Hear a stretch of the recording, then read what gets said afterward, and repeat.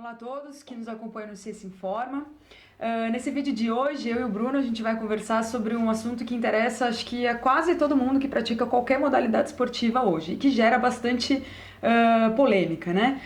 O pânico em relação à desidratação, que pode acontecer ou em treinos ou em competições, principalmente no futebol, né? Que eu acho que é uma modalidade de bastante interesse para todo mundo.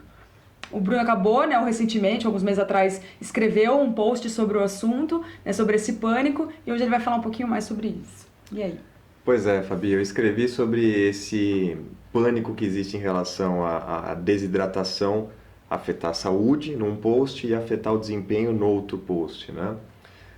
E o que eu basicamente mostrei, eu reuni a literatura que mostra de uma maneira bastante clara que em atividades de mais curta duração, né, até 1 hora de duração, por exemplo, o indivíduo que desidrata, né, em vez de piorar o desempenho, né, ele acaba melhorando o desempenho. Ele tem uma massa corporal um pouco menor por conta da desidratação, né, e em razão disso ele consegue, né, por motivos biomecânicos até, né, uma economia de movimento, ele consegue desempenhar melhor, completa a prova num período mais curto, né? Mas isso normalmente em que tipo de modalidade que isso acontece? Em modalidades mais curtas, né? Mais de ciclismo ou de... Modalidades de ciclismo, modalidades de corrida, modalidade dependente do peso corporal, né? No futebol, né, o que a gente tem visto agora, né, esse clamor pelo tempo técnico, né? Vamos fazer um tempo técnico porque está muito quente, às 4h25 mais ou menos, né? Os jogos começam 4 horas no Brasil. Hoje está muito quente, vamos fazer um tempo técnico para o jogador reidratar. Esse é o grande propósito do tempo técnico, né? Primeiro de tudo, não existem estudos com isso, tá? Agora, analisando a literatura como um todo, é difícil de acreditar que com 25 minutos de um jogo de futebol, o indivíduo esteja desidratado, né? É muito improvável que isso aconteça. E os argumentos para o tempo técnico futebol, eles são tanto quanto grotescos, né? Então, por exemplo, tem muita gente falando por aí, cara, o futebol é uma modalidade em que o indivíduo não tem tempo, né? O jogador não tem tempo para reidratar durante o jogo, né?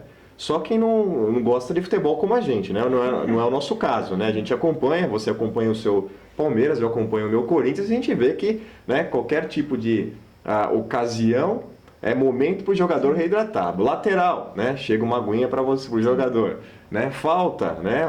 Confusão em campo, aguinha para o jogador. Acho que quem está em campo percebe isso mais claramente do que quem está assistindo só pela televisão, mas que eles estão o tempo todo na lateral tomando alguma coisa, eles estão. Isso é verdade. Exatamente, né? E o outro argumento é o seguinte, olha, se o jogador para, ele volta melhor, né? Então, ele reidratou, ele melhorou o desempenho.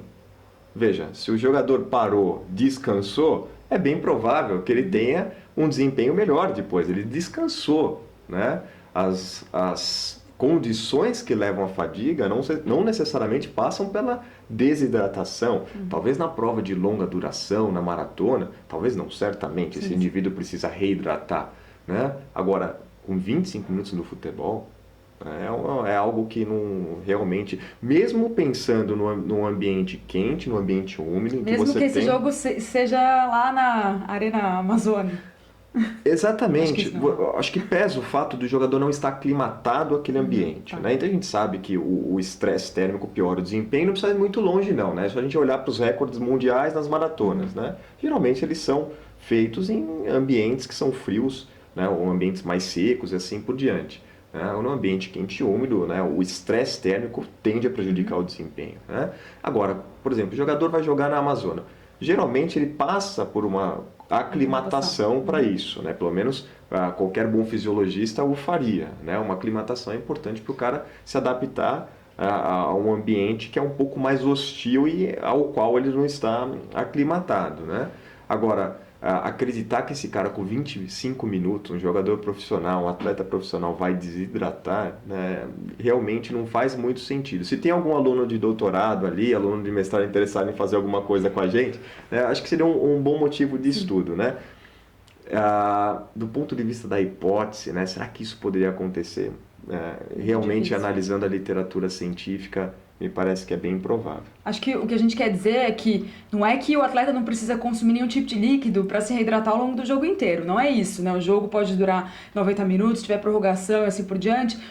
ele vai precisar de fato se reidratar, ainda mais em locais mais quentes e tudo mais. O que a gente está discutindo aqui é a necessidade desse tempo técnico, né? É bom a gente só reiterar, né? Precisa mesmo parar mais uma vez, né, o jogo para esse atleta se reidratar, e o que parece realmente é que isso de fato não é necessário. E aí, uma sugestão que eu daria, né, para um jogador de futebol profissional, eventualmente, isso exige treino também, é ingerir o líquido de acordo com a sede. Né? Não falta oportunidade para ele. Se ele for treinado a ingerir o líquido de acordo com a sede, tá ótimo. Ele tem oportunidade para isso. Ele tem no intervalo, ele tem a cada parada do jogo, né? Os auxiliares estão ali, o preparador físico e assim por diante, para ofertarem água, né? E, evidentemente, né, eu gosto de brincar com o pessoal que durante um jogo, né, um dos sintomas clássicos da desidratação é a dificuldade de se cuspir, né, de se produzir saliva. Né? Isso é utilizado como sintoma de desidratação. Quem acompanha futebol, né, sabe que o jogador, a dificuldade dele para cuspir é zero. Né? Eles cospem mais do que um cavalo, né, dentro de um jogo de futebol. Né? Então acho que fica bem claro, né, que desidratados eles não estão. Né? Geralmente bebem, eles são treinados para ingerirem muito líquido. Né? Eles bebem muita água, principalmente antes do exercício. Né? Então, garantir que o indivíduo, né, que o jogador entre hidratado, ou seja, com a hidratação ok, né, isso é fundamental. Né? E durante o jogo, sentiu sede, procure alguma estação de água, alguma aguinha por ali, sem que haja necessidade de parada técnica para isso. A não ser que você use a parada técnica eventualmente para dar virou uma parada técnica de fato. Né? Então o técnico vai dar a instrução, que acontece na verdade. Né? O técnico entra, dá a instrução. Né? Descansa-se um pouquinho também. Descansa-se um pouquinho, e claro que isso vai melhorar o rendimento. Se o objetivo é esse, ok, a parada técnica é perfeita, mas não dá para dizer que a parada técnica é essencial para reidratar. Né? Isso pressuporia que o indivíduo estivesse desidratado, o que é muito improvável em 25 minutos de jogo. Será que tem algum motivo mercantil, na verdade mercadológico, né, por trás dessa insistência na parada técnica? Certamente, né? A gente sabe que as grandes empresas de isotônicos, né, elas patrocinam fortemente o esporte como um todo, patrocinam a ciência do esporte como um todo. Principalmente a ciência da hidratação no esporte. Exatamente. São empresas poderosas, né? E o objetivo de mostrar um jogador, acho que tudo que a empresa gostaria de ter, né? Que a indústria dos isotônicos gostaria de ter, né? Uma parada técnica, a televisão foca os jogadores reidratando com determinado isotônico, né? Então é um belo de um comercial de fato. Sim, se ele é necessário ou não, aí é uma grande controvérsia, né? Aliás, o jogador vai disputar o campeonato, né? Vai disputar a partida, perdão, durante 90 minutos. Se ele resolver hidratar só com água e não com o isotônico em si, ele vai ter algum prejuízo? Provavelmente não. Eu apostaria que não também. Isso é até interessante, porque se a gente considerar as recomendações que se tem hoje, né, as recomendações oficiais, que são bastante exageradas, né, mesmo assim, a recomendação ela diz que você precisa realmente reidratar uma pessoa de forma mais assuntosa se essa modalidade ela for acima de 1 hora. Então, se o cara vai jogar futebol, ele joga 45 minutos, depois joga mais 45 minutos, a parada técnica ela perde ainda mais a sua necessidade, né? Então, de fato, ela parece não ser necessária mesmo. Sim.